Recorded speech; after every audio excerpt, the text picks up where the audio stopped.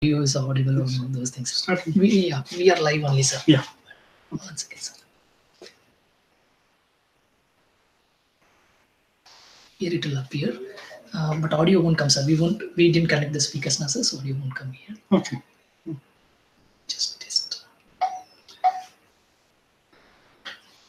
Hello, and I'm your instructor for the solid state chemistry course, Madhav Ranganathan, and I'm here for this live interaction session. So you can ask me questions, you can ask whatever doubts, whatever suggestions you have about the course, you can say here.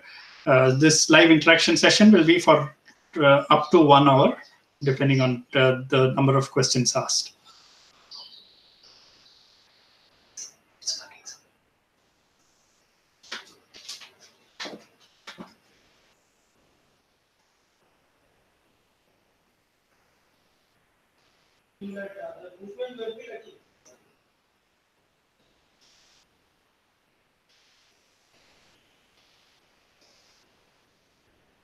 So please post your, either you can post your questions on the chat box or you can directly, yeah, you can post the questions. Okay, so I see a question which says, please tell about space group. Okay. And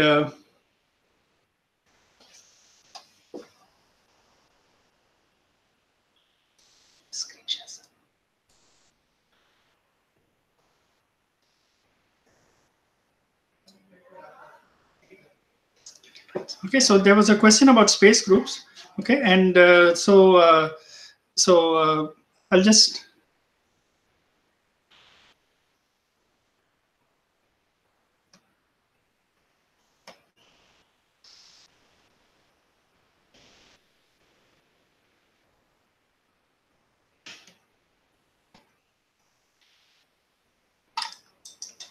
Okay, I'll just make a note of this here. Okay, and what I'll do is I want a clarification on what exactly you are interested in knowing about space groups. Okay, so maybe you can post and tell what exactly you would like to know about space groups. I'll just make a note of this question here. Okay, and we'll come back to this in a minute.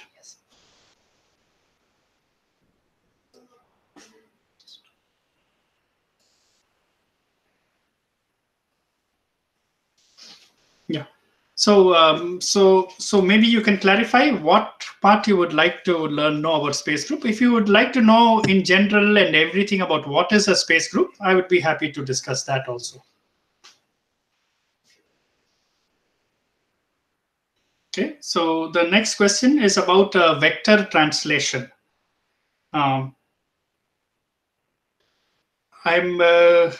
Maybe you can again tell, when you say vector translation,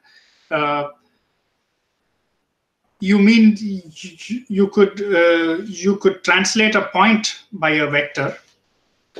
Okay, and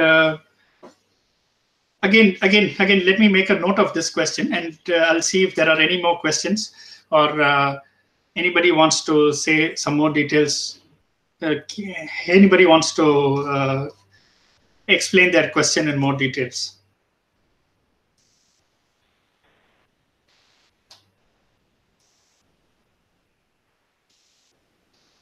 So the person who asked the question about the space groups, could you elaborate what you want to know about space group? Do you want to know what a space group is, or what is the idea of space group?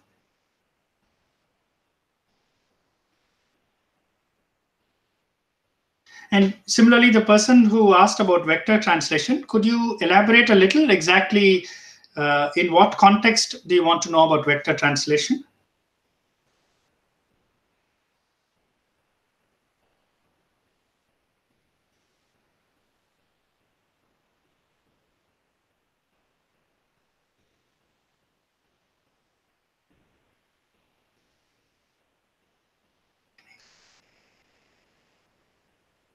Can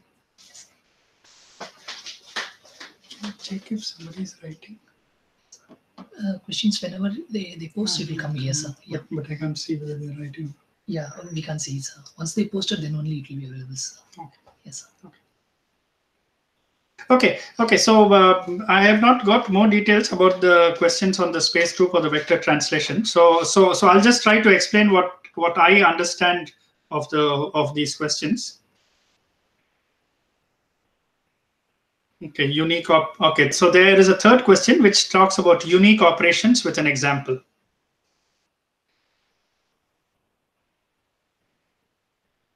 Okay, so I'll come to that. Okay, fine. So I'll take up these three questions and I'll try to answer them to what I understand.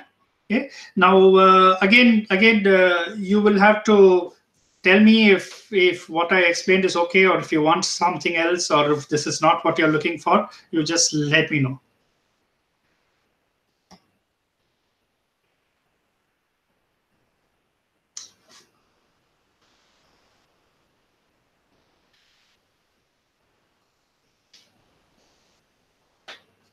Screen share, sir.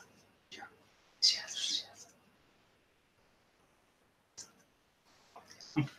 Okay, so the first question was about space group. Okay, the second question that I saw was about vector translations.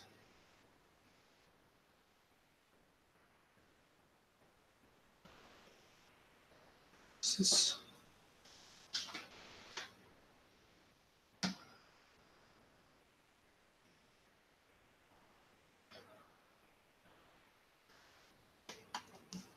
It's not writing the problems. I will inform, sir. okay, and the third question, three was about unique operations. Okay.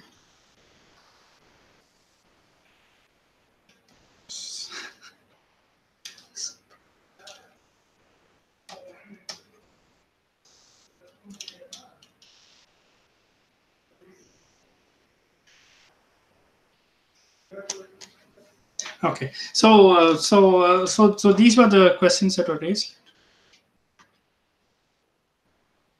and I'll try to explain each of these to the best that I can. Okay, so first let's go to the concept of a space group.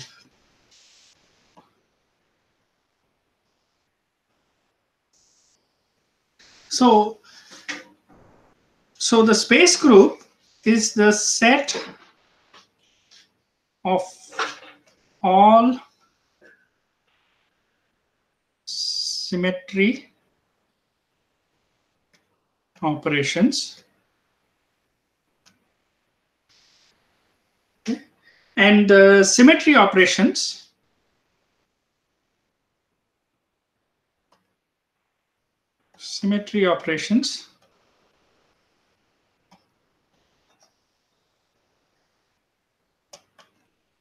include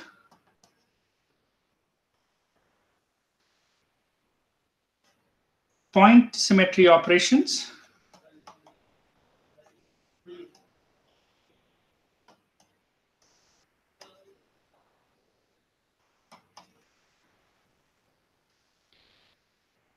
translational symmetries,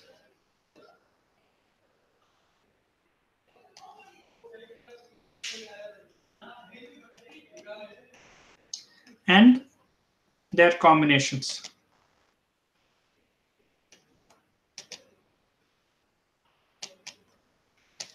Okay, so sometimes their combinations lead to new symmetry operations, but in most cases their combinations will be one of the symmetry operations.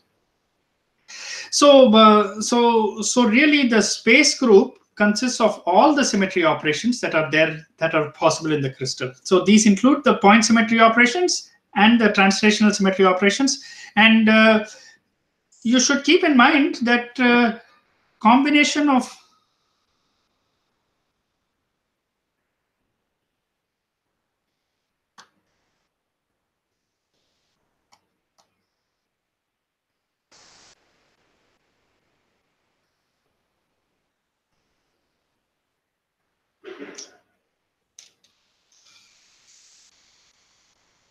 combination of of symmetry operations.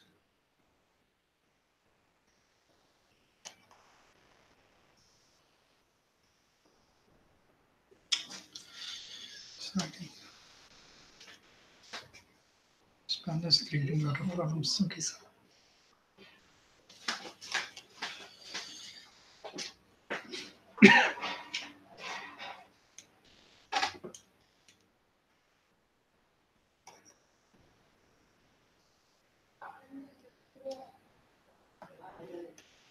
Combination of symmetry operations gives another symmetry operations. Okay, I'm having a lot of problems with this pen, so I'll just mention this. So the combination of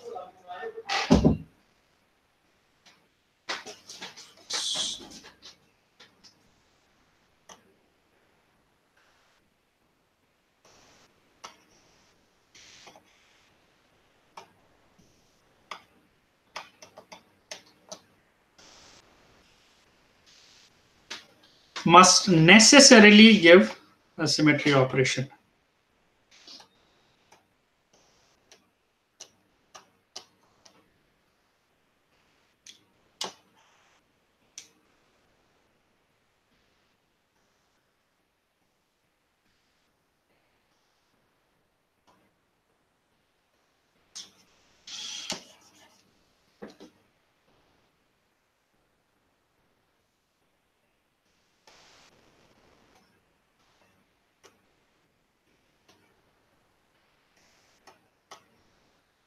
Okay. So when you combine two symmetry operations, you'll get another symmetry operation, which may be one of the so basically you form this big set of symmetry operations such that you combine any two symmetry operations, it'll be part of that set of symmetry operations. Okay. And this set of symmetry operations is called space group. Okay, this is the term group is a mathematical terminology. So group is this mathematical object which consists of the set of all operations, so that any two you multiply, you'll get another one that is also part of this same group. Okay. So that is what is meant by a space group. Okay. Now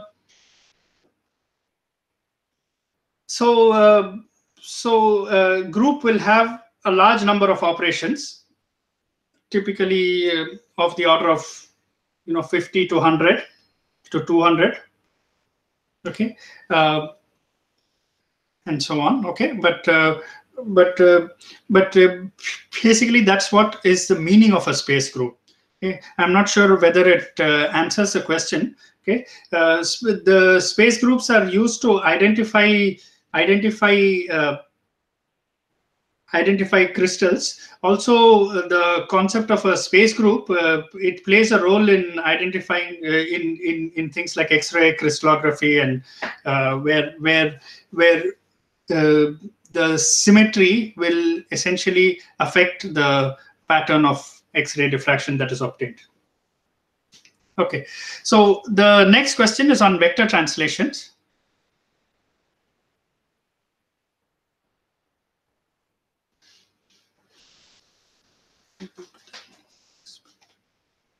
Next page. Yeah, here, sir. This line, sir. Blue. Yeah. Okay. Okay. So now let me talk briefly about vector translations. Now, what I'm not sure again what. Oops. I'm not sure what the context of the question was. Okay. Now, if you in the context of in the context of a Bravais lattice, okay, if you have a lattice, okay, let me take one example of a lattice. Let me just take a square lattice.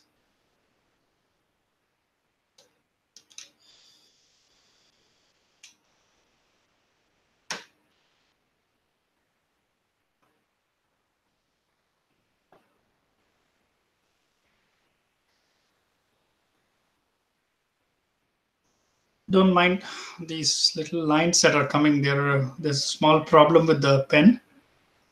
that is causing these lines to appear, but don't mind them. Just imagine that this is a lattice of points.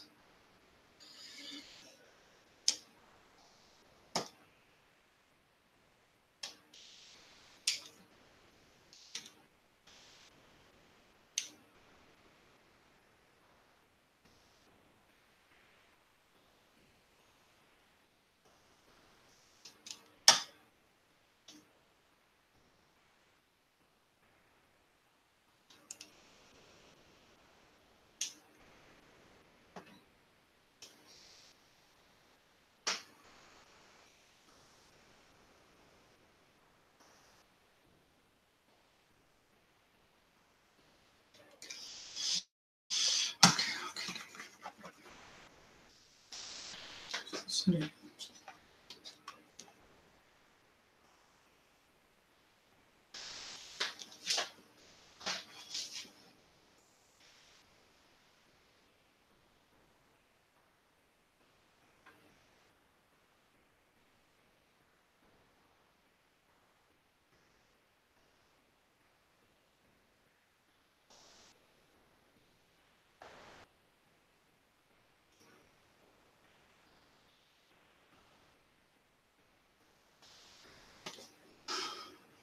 This is creating a lot of problems. This pen. Stylus is having some problems. It is not. It's not allowing me to make the.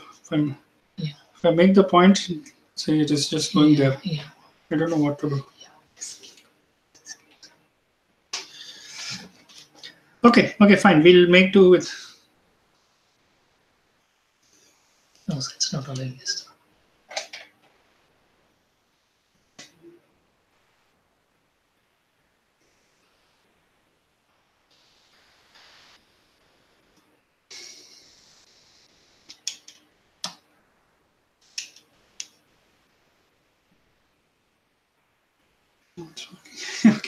Okay. So suppose you imagine that this is a lattice. Okay. Now if you imagine a vector drawn from one point on the lattice to another point, okay, you could take a vector drawn from this point to this point. You could take a lattice drawn from this point to this point, this point to this point. Okay, so these vectors, okay, all these are supposed to be vectors. These vectors are called lattice translation vectors.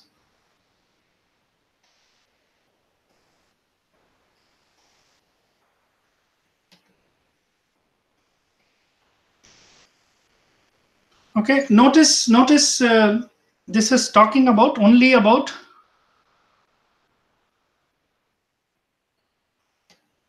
the Bravais lattice, not the crystal. Okay, so these are lattice points, only about Bravais lattice points. Okay, so you translate from one point to another. Okay, that is called a lattice translation vector. Okay, and so in a crystal there are lots of these lattice translation vectors. Okay, and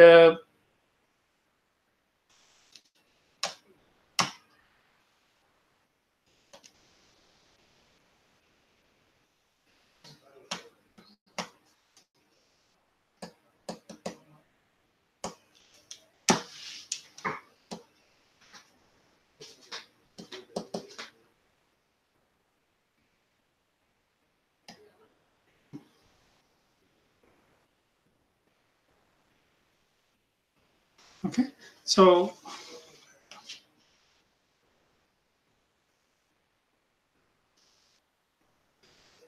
there are all these lattice translation vectors that take you from one point to another. Okay? These are called lattice translation vectors, and this is what I think was asked by the question on vector translation. Okay, now a more pertinent question is the following: that suppose I have a point. So let me ask this following way. So suppose we have a point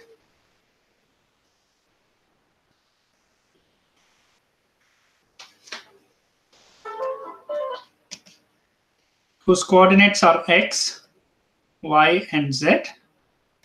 Okay, and we do and we translate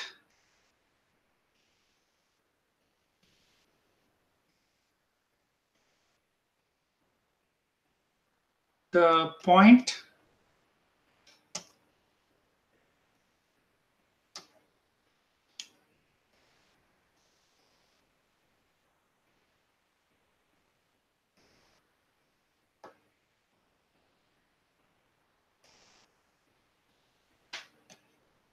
by some vector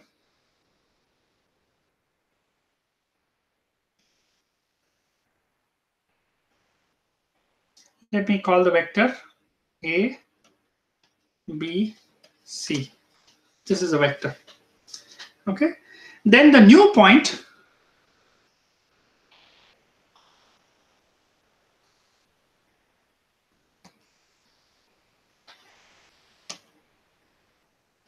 x prime, y prime, z prime. Okay, so the new point will have these coordinates x prime, y prime, and z prime, which will be related to x, y, z, and abc as in the usual way.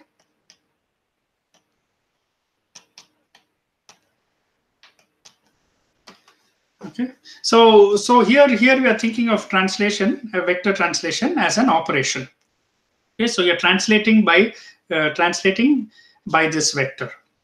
Okay, so translating this point by this vector. Okay, so that's what I could understand about the question on lattice translation. Now, the third question is the idea of unique operations, and he said give an example. Okay, now again, the best way to see this is to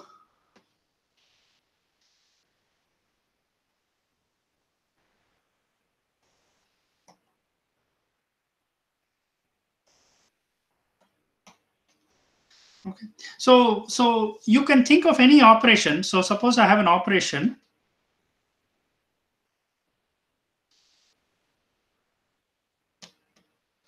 Some symmetry operation, and we'll call it O. Okay, so O is the name of the operation. Now, what you can ask is, operation O can act on an arbitrary point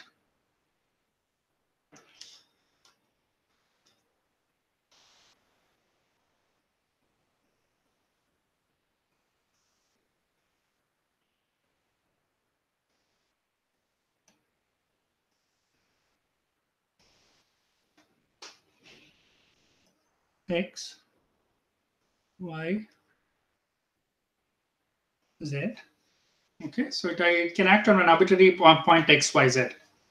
Okay, so suppose there are two operators. Okay, A is one operator and B. Okay, suppose there are two operators A and B. Okay, now let A, so A operates on x, y, z.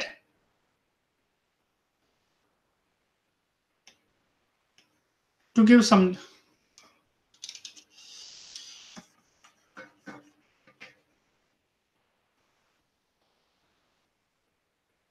so if the effect of A on this arbitrary point x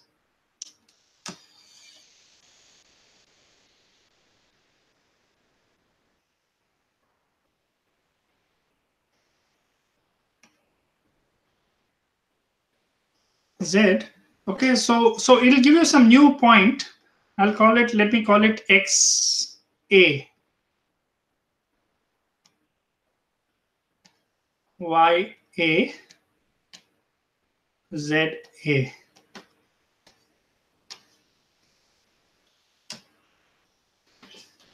Okay, so A acting on this point gives you XA, YA, ZA. This is a new, these are the new coordinates that you get. Okay, after this operation. Okay, now if I have another operation B operating on X, Y, Z, and that gives you some new coordinates XB, YB,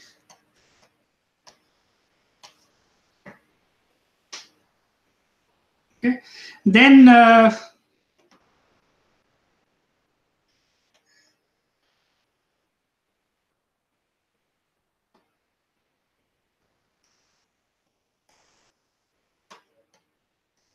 A is identical to B if and only if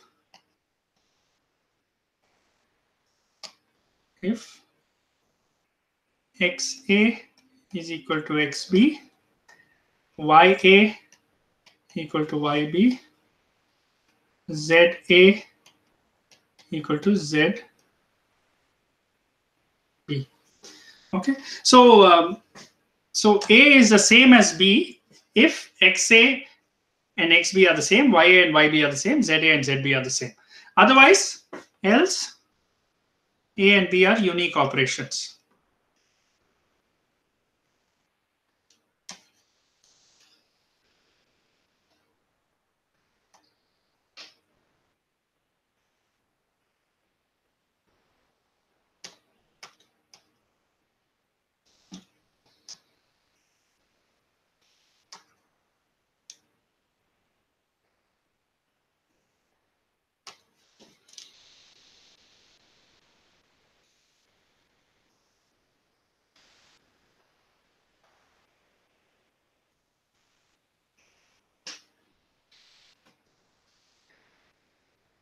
So now it often happens in crystals.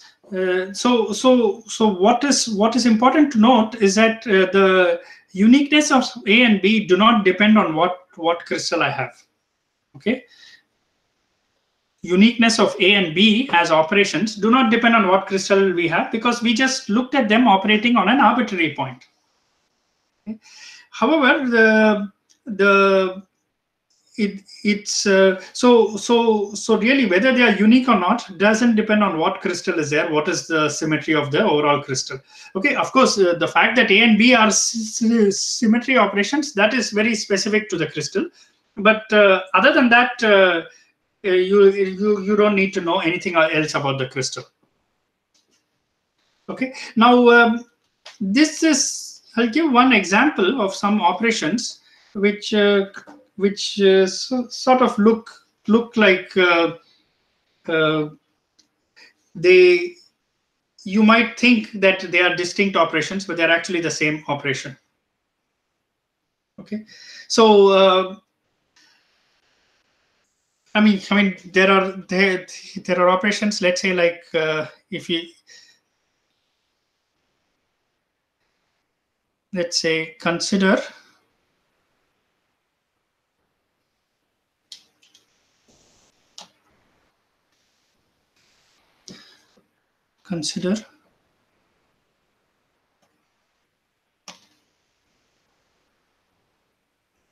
two bar, okay, two bar axis passing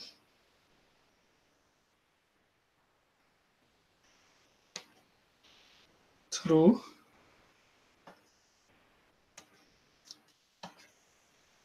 origin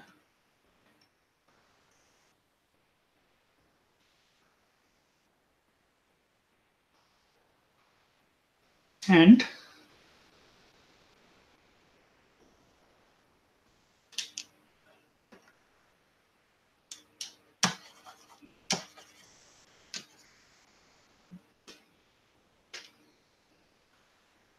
passing through origin. Okay, now I just I just want to emphasize that this origin is the inversion center.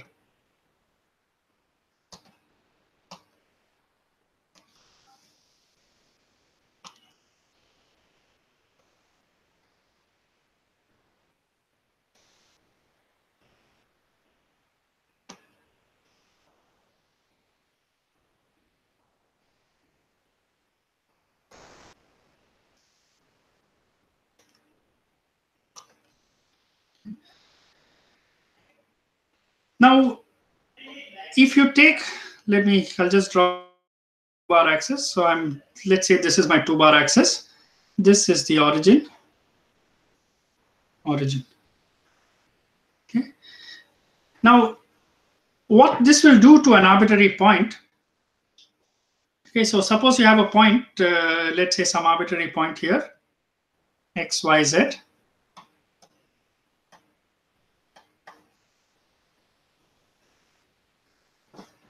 Let me take it right here, x, y, z. Okay, so 2-bar will rotate it by 180 degrees. Okay, so if you rotate it by 180 degrees, this will be brought different color just to indicate. Sorry, there are a lot of issues with this pen, so I'm not able to draw very easily. So it'll come to this point. This is after the 180 degree rotation, and then you do an inversion. Then it'll be inverted about the center. It'll come down here.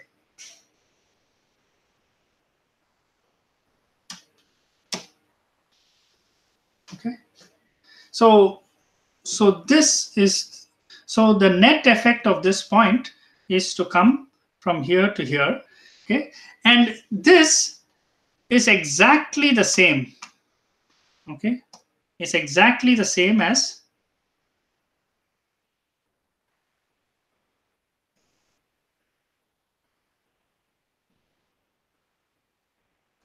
a mirror reflection about this plane. So imagine a plane that is perpendicular to the screen of the paper and intersecting perpendicular to the screen and intersecting the screen along this. Okay, so imagine this reflection plane, and you take this point and reflect it about this. Okay, so if we call this sigma, I'll just call it sigma.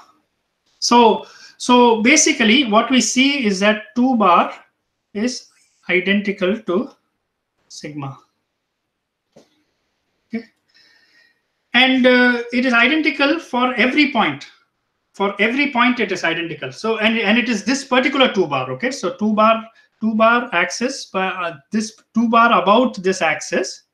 Okay, about this axis, this 2-bar is equivalent to this sigma. Okay, it is only this 2-bar. You could take other 2-bars which are not equivalent to the sigma. That is possible. But for this 2-bar and this sigma, okay, these two look like very different symmetry operations, but they are actually not unique. They are identical. Okay, there are other cases, more complicated cases. Okay, sometimes where the idea of unique operations becomes a little bit more complicated. I'll give you one example of that.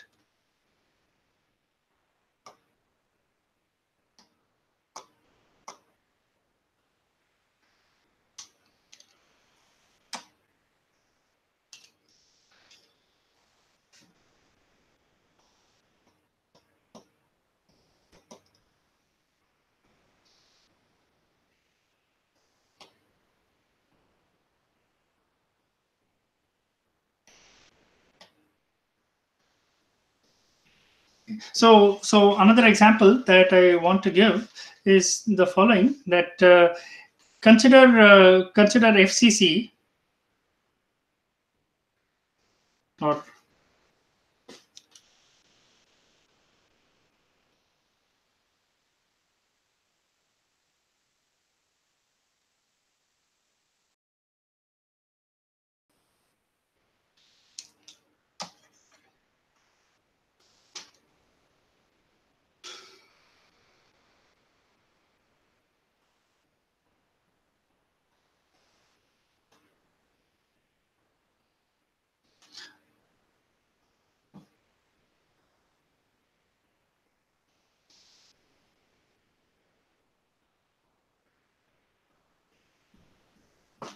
So if you take FCC now,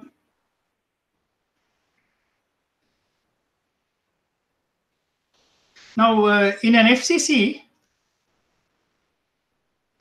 conventional unit cell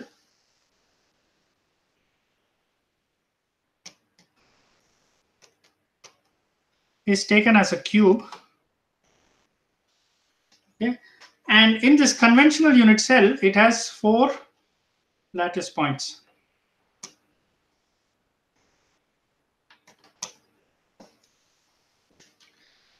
Okay.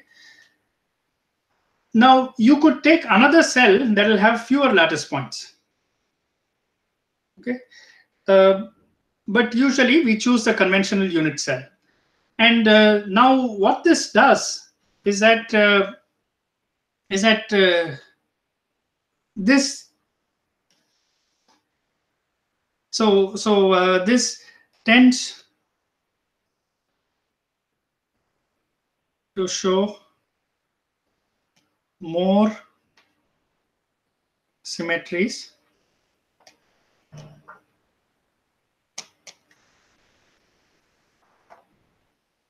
than needed.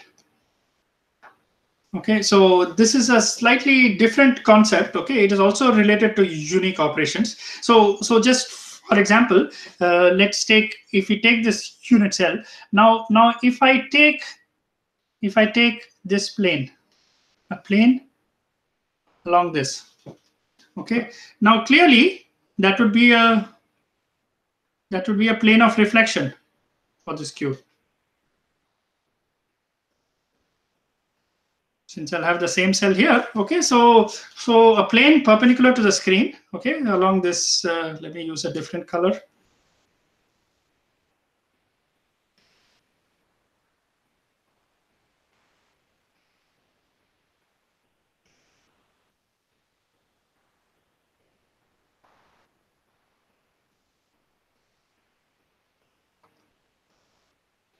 Okay, so this clearly this is a reflection plane. Similarly, you could also take this plane.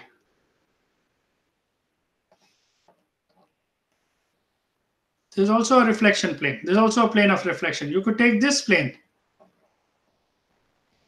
All these are planes of reflection. Okay, and so you see that there are 3 reflections parallel to the, if you call this the y-axis. So you see that there are 3 reflections parallel to the y-axis. Okay, however, it's clear that this is not correct. Okay, it is because there's a face-centered lattice that you're getting these multiple ones. First of all, we see that these 2 are the first and the third. Okay, these 2 are separated by 1 lattice unit, so they are essentially the same. Okay, they are not different at all. They are the same plane. Okay, the next thing is that these 2, because of the face-centered nature of the lattice, these 2 are actually effectively the same reflection. Okay, they don't really. It's just choosing different reference points. Okay, so they are actually essentially the same reflection. They are not unique reflections. Okay, so this should give you some idea of what unique operations are. Okay, you can do this for rotations also. Okay, why I mention this is, if you see the space, if you see the international space group tables and you look at the space group tables,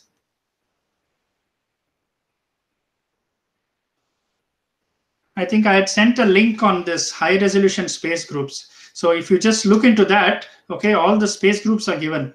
And if you look at the different operations that are shown, they only show the unique symmetry operations. Okay, so but if you see the figure, that is shown in those high resolution space groups, they list they also list some that are not unique. Okay, so for example, both these will be listed as shown as mirrors, but in the list of space group, only one of them will be listed.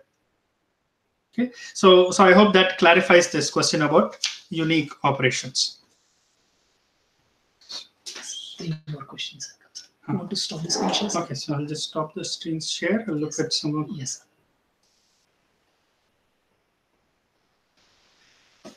Okay.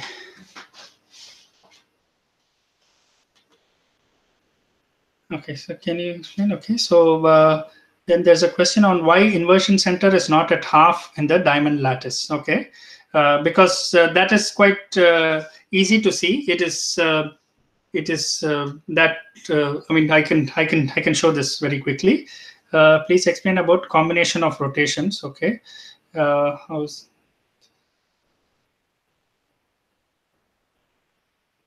saying about screw?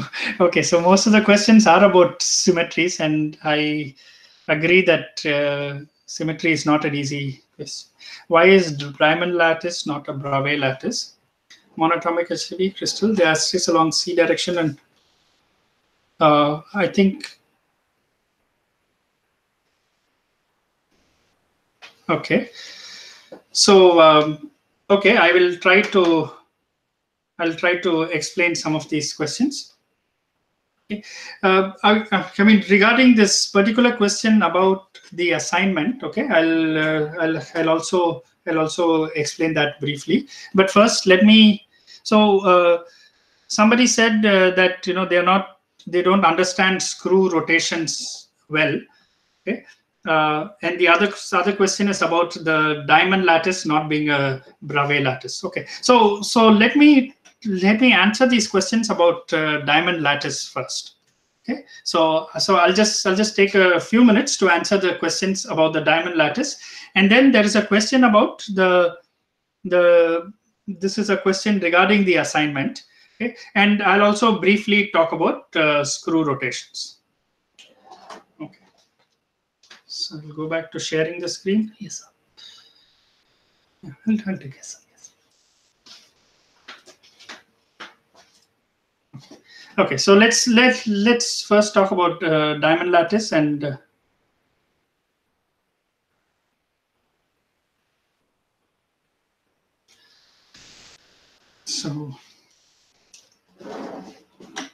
So please bear with me while I. Okay, I'll use the planar representation. So the planar representation consists of points at the corners of the cube and the face center. Okay, so this is at z equal to 0. And then for a diamond lattice, you have z equal to 1/4. You have these two.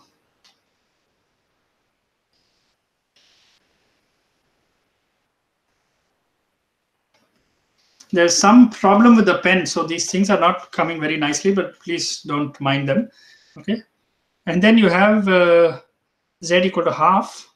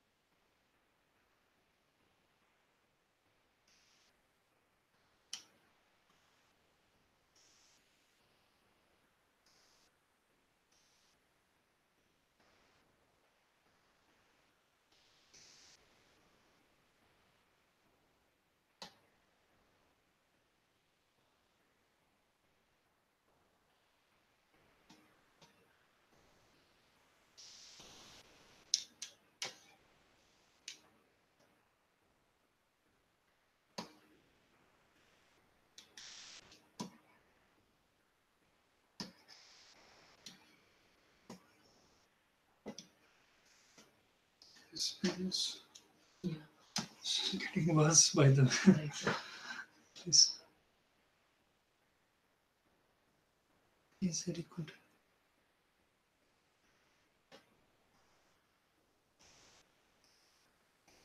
Can I write on the board? Yes, sir. We can write on the board, sir. Okay. Try, sir. Okay, so let me Just bring some chalk, sir. Okay, so I mean this screen is actually creating a few problems. So I will try to explain on the board. Okay, That will also be. Yes, sir. We'll stop the screen sharing, sir, so that my Yeah. Okay. So I'll just stop the screen sharing and just do that. Okay. Okay. So sorry about this. Sorry about this problem with the screen. Okay. So now let me just show it on the board. So if you take a diamond lattice.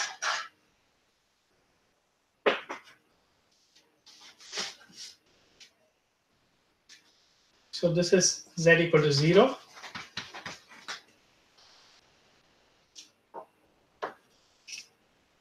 And then you take z equal to 1 by 4.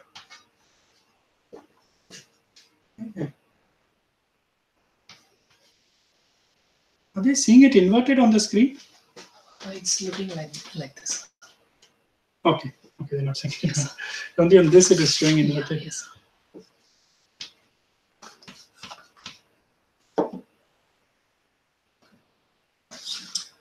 Okay. And let me put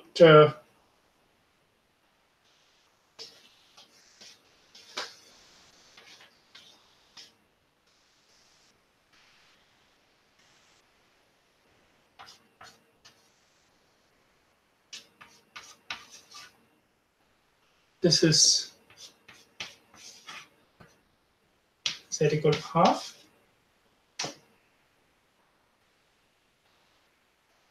And finally, you'll have I'll show it right here. So let me show it for z equal to 3 by 4. That will be here.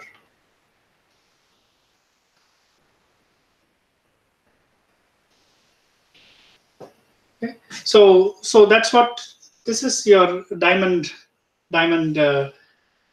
lattice or a diamond. It's so this is a crystal structure of diamond or a diamond cubic crystal structure. So the first question is why it is not a Bravais lattice. Okay. So this is not a so the condition for a Bravais lattice is that every point should have I mean, if you sit on any point, what you should see is the same thing. Okay, and you should see the same in the sense that you should see the same number of atoms in different orientations. Okay, so let's if you sit on this point, let me just extend this a little bit. Okay.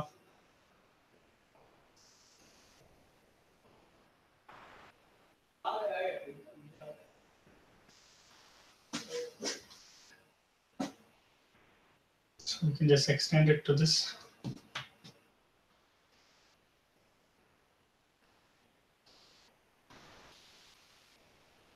Okay. So if you take this point here, okay, now yes, it has in plane, its nearest neighbor is here. Okay, but the closest point to this is actually this point. Okay, so that is the closest point to this point. Okay, now are there other points that are this distance away? That so the distance between the dot and the plus, okay, that is the nearest distance that it can have. All other points are further apart, at least on this cell. Okay. Now, if you go to the neighboring cell, you'll see the same thing.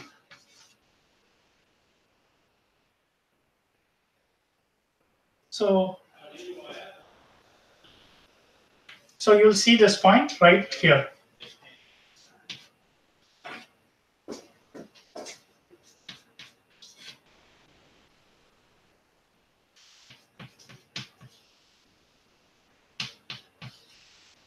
Okay, so I'm not showing all the points. Okay, it will take me a very long time to draw, but you'll see this point right here.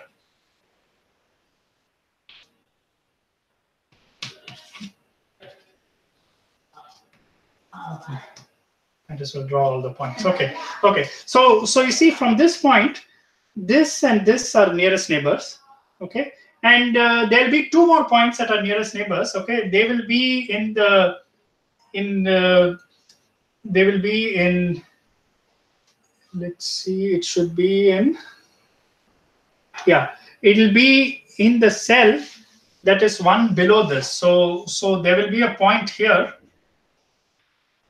okay, along this diagonal, but at a height of, let me show it this way. So this point has z equal to minus 1/4. So it is actually behind the screen of the paper. Similarly, there will be a point here also at z equal to minus 1/4.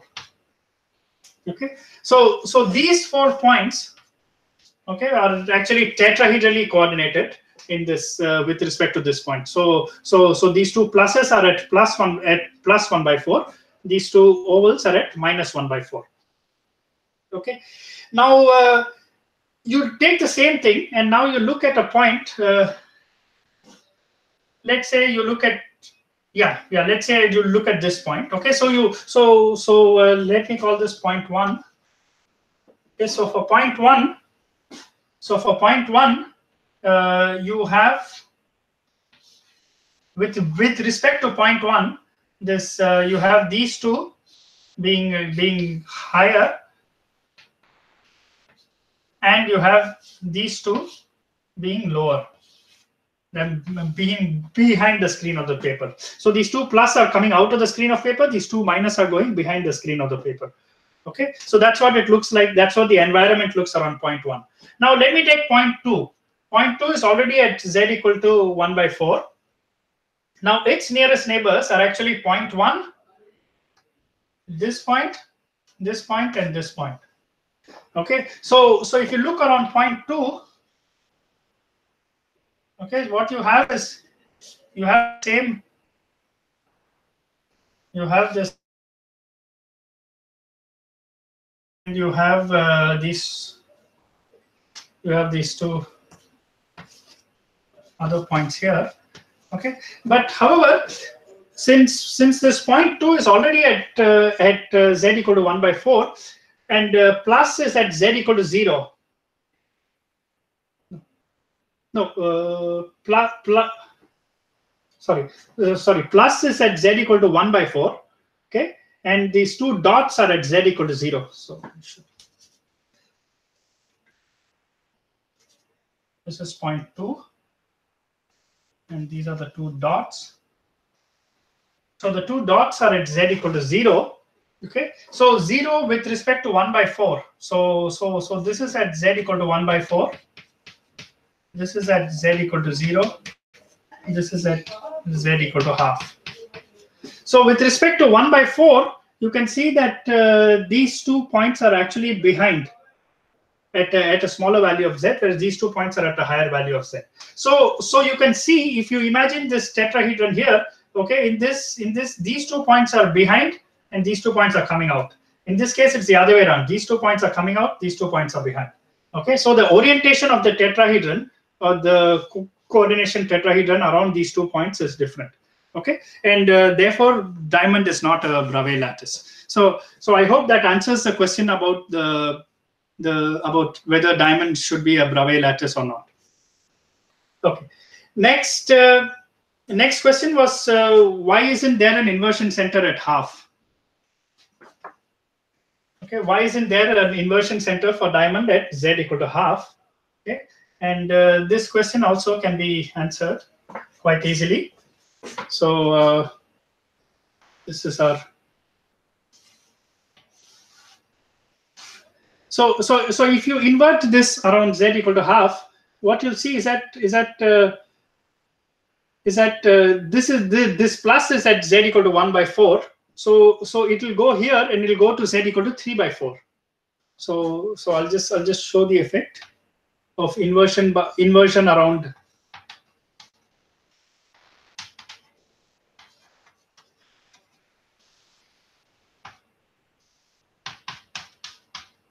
Around half.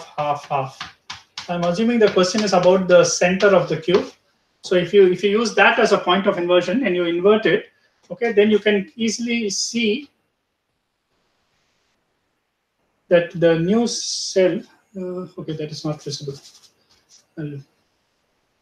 I'll do it separately.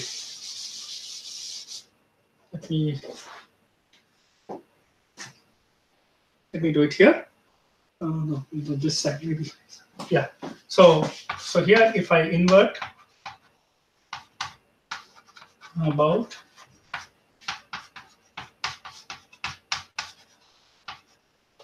half.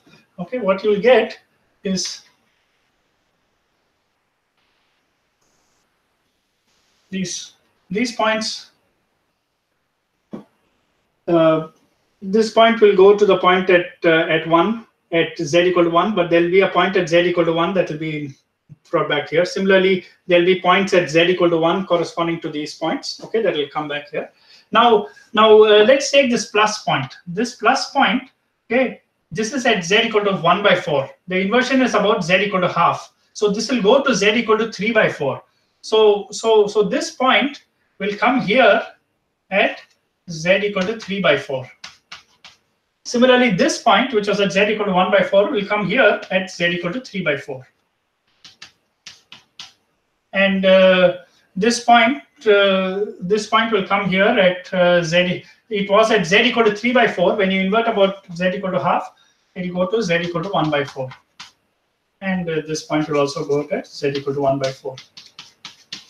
So you can see what has happened is that these points went from, they started at 1 by 4 and they ended up at 3 by 4. Okay, so it is another diamond lattice, but it's not exactly the same. Okay, and therefore diamond is not a Bravais lattice. Okay, so I hope this answers the question about diamond. Okay, and you know why it is not a Bravais lattice and why this is not a point of inversion. This is not a point of inversion because you don't get an equivalent lattice. You don't get an identical lattice to what we started with. Okay, so these are the two questions about diamond.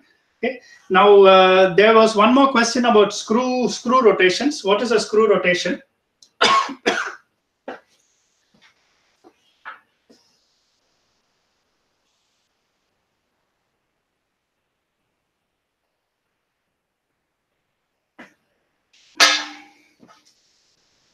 So what is a screw rotation? So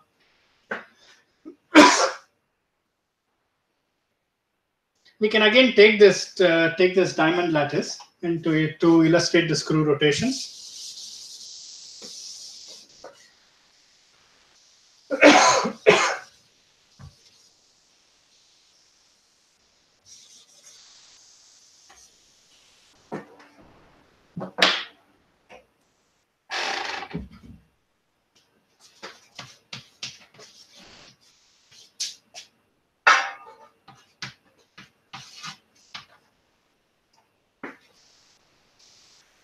Okay, so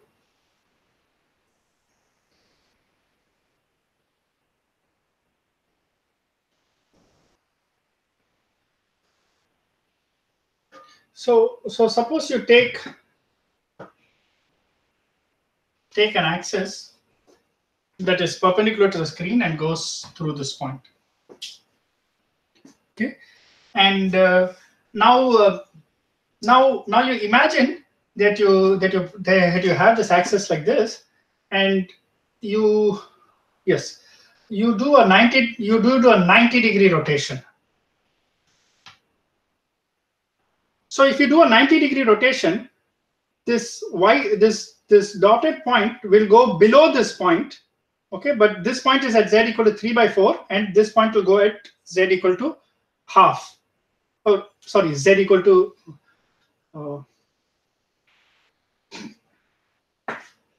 yeah. So I rotate by 90 degrees. Okay, then this will go to z equal to 0. Okay, this is already at z equal to 0, so it will stay at z equal to 0, but it will go directly below this point, which was at z equal to 3 by 4. Now this point that was at z equal to 3 by 4 will go here. Okay, but it will be above this point that was at z equal to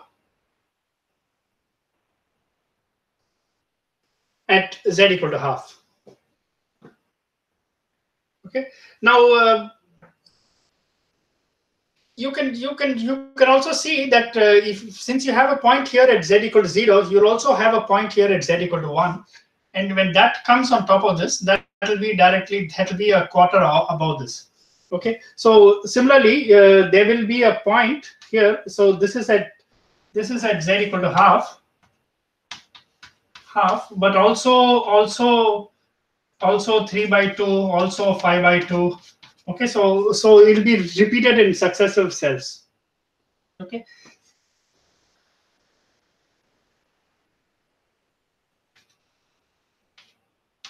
Similarly, each of these points will go on top of this. But if you see, if you do the operations, so clearly this fourfold rotation is not a symmetry operations. But suppose you do a fourfold rotation plus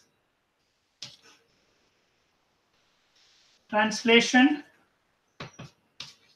by 3/4. Okay, so you do a fourfold rotation. Okay, so you do a 90-degree rotation, and then you pick the point up by 3/4. Then this point will come exactly on top of this. This point will come on top of this in the next cell. This point will come on top of this in the next cell. This point will come on top of this in the next cell. Okay, so you can show quite easily that this plus translation by 3/4 is a symmetry operation. Okay, and so this combination of a rotation and a translation is called a screw rotation.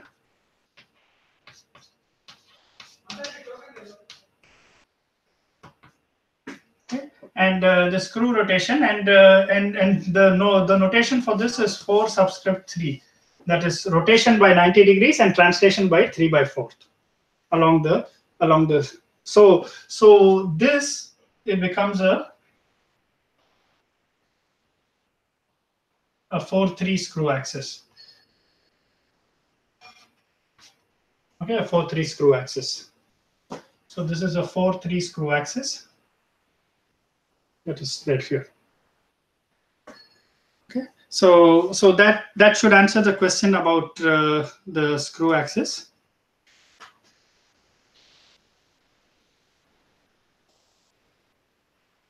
Okay, let me see if there are any other questions. Ravi Lattice assignment 4, question 3. Okay, thank you.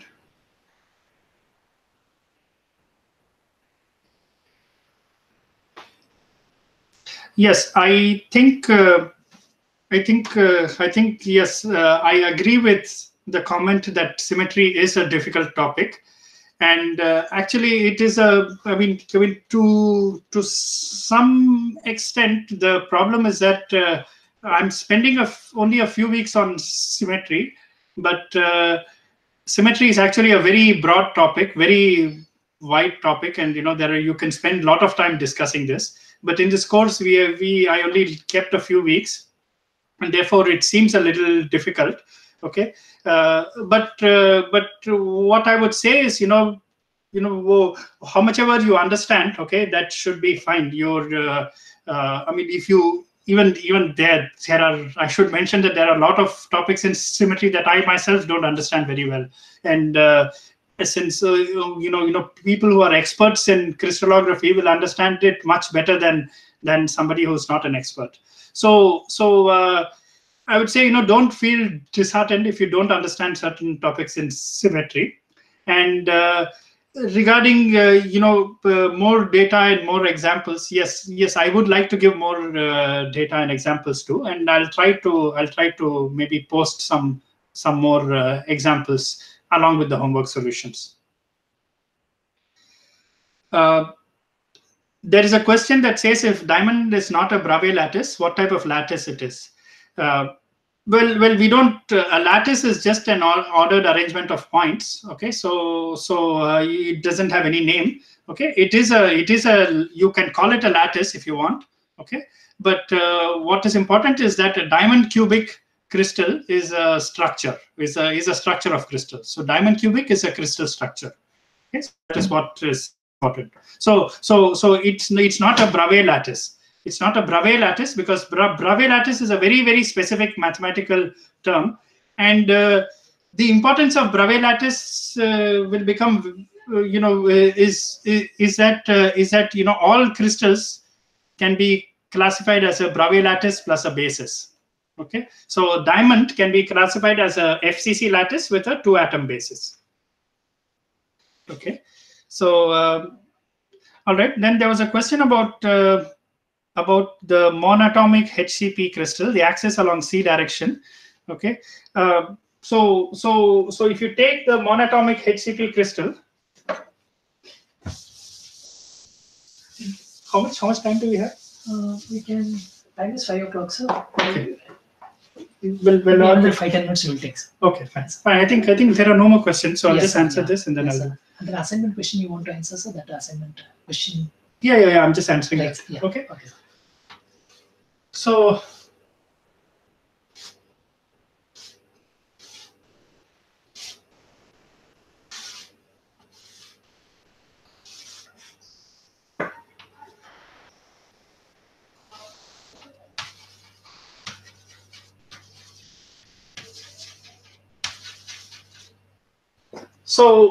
So this is your monatomic HCP.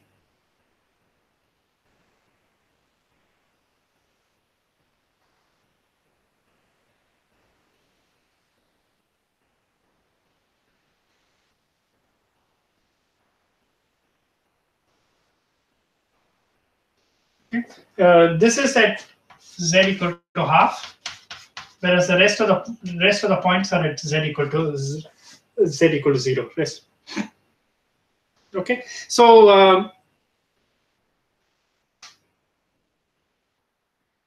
so the question is if you take an axis that passes through an atom, and it's along it's parallel to the c-axis. It can pass through this or it can pass through this. It doesn't matter because if you extend this, you'll get the same structure as the other one. So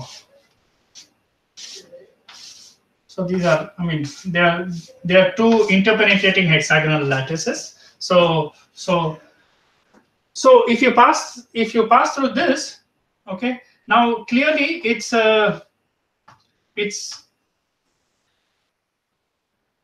it a six-fold axis? So let's consider. Do I have a colored chalk? I don't have a colored chalk. Okay, let's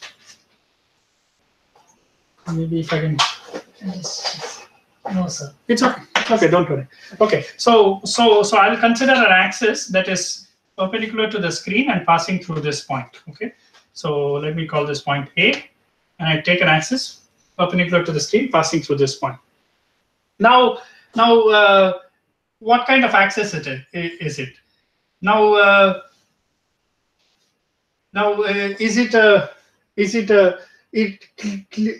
clearly it cannot be a six-fold axis, because if you do a six-fold axis corresponds to a 60-degree rotation. So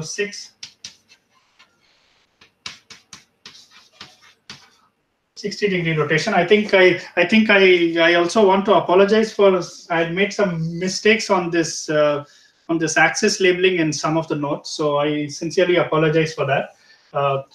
So six-fold axis should be 60-degree rotation. In fact, n corresponds to 360 by n rotation. Okay. So now if you do a 60-degree rotation, clearly these points, this point will go to this point will go to this point will go to this, and so on. However, this point after 60-degree rotation will end up here. Similarly, this point will end up here. This point will end up here. Okay, so clearly clearly it is not a six-fold axis of rotation. The other thing is it a three-fold axis? Three-fold axis is a 120 degrees. So if you rotate by 120 degrees, this point will come here. So this point will go to here. This point will go to here. This point will go to here. So all these points will go into each other. This will go to here. This will go to here. Okay. So all these points will go to each other. What about these points? These points will also go into each other.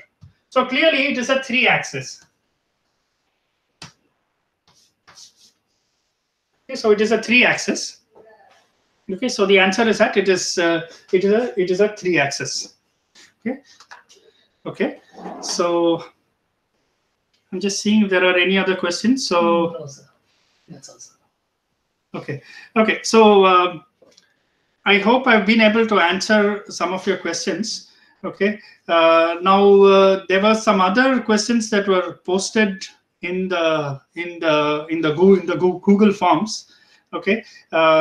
And I'll just briefly talk about them. Okay. So one was saying, what are the important mathematical relations for bio students in solid chemistry?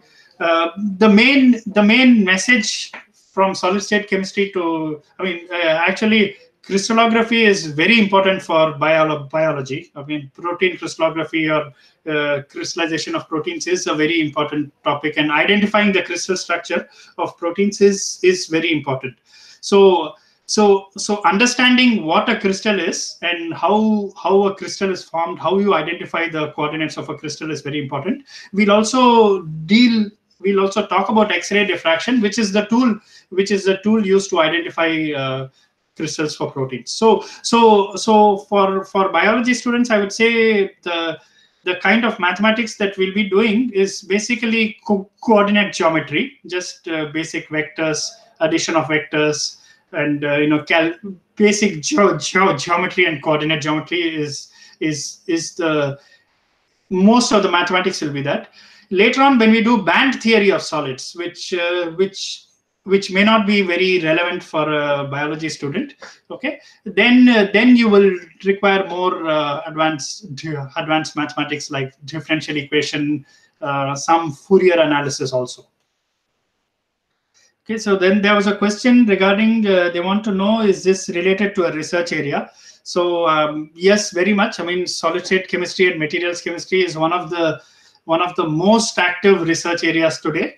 And it's an area that spans not only chemistry but also physics, material science, engineering branches, and so on. So it's because of the interest in new materials, whether it is electronic materials or it is purely mechanical materials. You want to build for example, you want a material that is a superconductor, or you want a material that is a giant magnetoresistive material, which is used in all your CDs and other writing devices. So each of these involves some special materials. So because of the interest in materials chemistry, solid state chemistry has become very active area of research.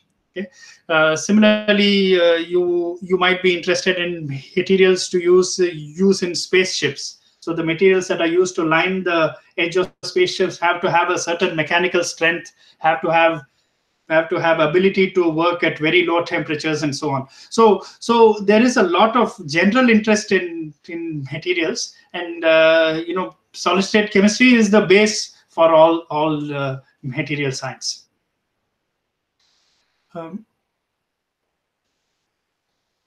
So there is another question which is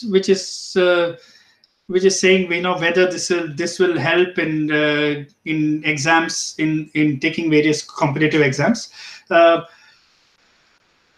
I think the level of this course is it's a typical undergraduate level, and in some universities this is done at the undergraduate level. Some universities, they do this at the master's level. But I would say that the course that I do is slightly higher level than what you require for the usual MSc level competitive exams. Okay. Then there was a question on graphene. Yes, I think this course will help you understand properties of graphene better, especially the part where we discuss the band theory of solids. So the entire magic of graphene is due to its band structure, and so you should know what the band what is meant by the band structure and what is a band. Okay, and that you will learn in the band theory of solids part of this course. Okay. So, so with this, I will conclude this live session here, and I thank you for your time. Let's stop the